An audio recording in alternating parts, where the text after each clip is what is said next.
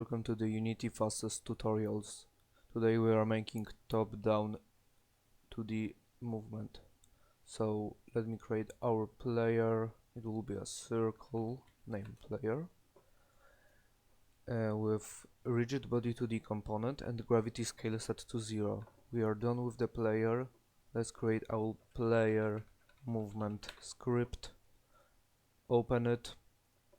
Get rid of the update and start. Make our speed variable and our method, which will be fixed update, and I will need only one line of code. I have to get component from my player rigid body 2D and from it take velocity and set it to new vector.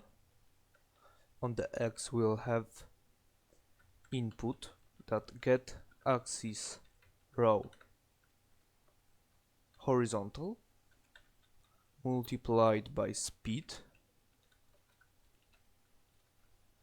and on the Y we'll have also input get axis row, but this time vertical, also multiplied by speed. And we're done with the coding. Let's drag our script on the player. Set the speed value to something like 20. And let's see if it can move.